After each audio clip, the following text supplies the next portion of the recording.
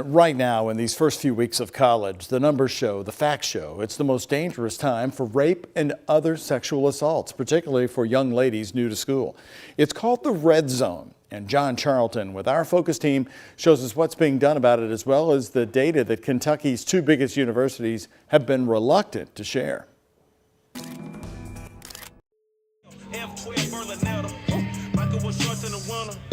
The first big party of the year at the University of Louisville. A block party. On Greek Row, meet and greets. Welcome to the Sig Up House. Looking for the next generation of brothers and sisters.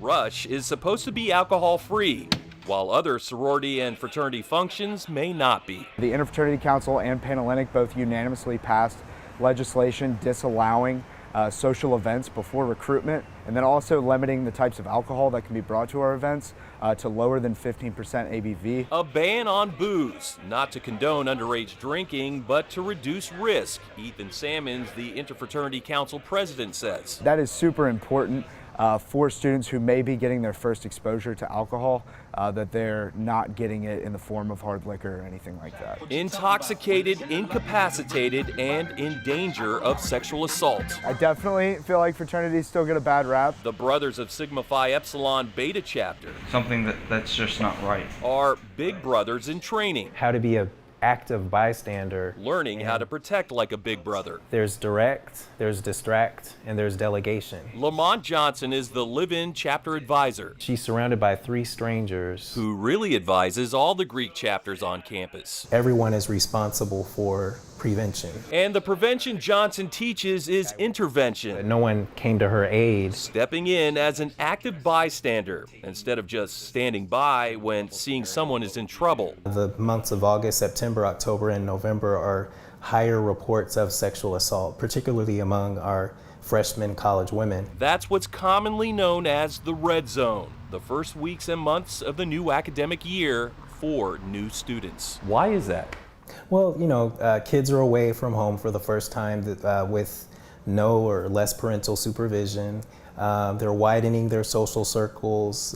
There's more activities to get involved in, and some experiment with more alcohol or drugs. Talking about sexual assaults is part of orientation. It is. That's education during new student orientation, which starts in the summer for our new students. Assistant Dean of Students, Dr. Angela Taylor, acknowledges that higher risk exists in the first few weeks of school. Institutions intentionally in that first part want to really educate and do a lot of prevention then. And if a sexual assault accusation gets a code of conduct hearing and the disciplinary panel recommends action, Dr. Taylor decides the punishment. Have you ever had to expel somebody? Yes. That may be true, but from the 2 pages of records U of L provided us for the last 5 years, there were only 6 cases of a student found to be responsible for what the university calls sexually abusive contact, and every sanction was a suspension.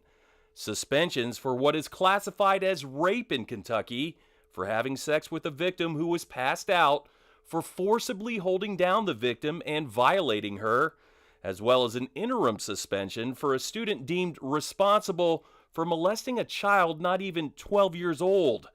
Asked for clarification via email, Dr. Taylor responded that none of those students suspended returned to school. That's not just an academic violation, that's criminal.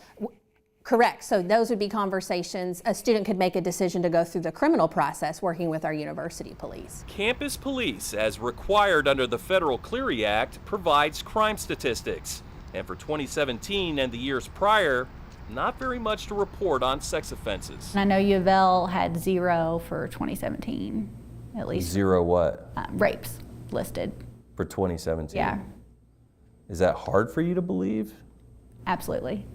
Layla Kashan with the Kentucky Association of Sexual Assault Programs says the crime numbers on sexual assault are not consistent with what really is happening at colleges across the country. Folks who offend oftentimes offend again and again and again. The University of Kentucky's numbers per our open records request show sexual assault cases have gone up academic year to year since 2015. We believe that is part of the momentum that leads students to now talk to their schools. Reporting may be up, but Cashon has concerns about the low numbers of UK students found responsible. In general, if you have, say for example, 30 reports and 0 responsible, that's going to cause us some red flags. Most of the people who have experienced sexual assault who have worked with our office have chosen not to request a hearing. That hearing at UK goes before a 3-person panel. So all 3 people have to agree that somebody was responsible. And if found responsible, now at UK, only the accused can appeal, not the accuser. Why did that change? Well, it changed to really become more in line with our student conduct policies, because that's how the appeals work in student conduct. Although UK admits it too struggles inside the red zone. That, I think, is pretty standard across all universities' experience. At this point, we can't correlate the frequency of sexual assault cases with the first few weeks of school. The university denied our requests for month-to-month numbers, claiming that could identify the students involved.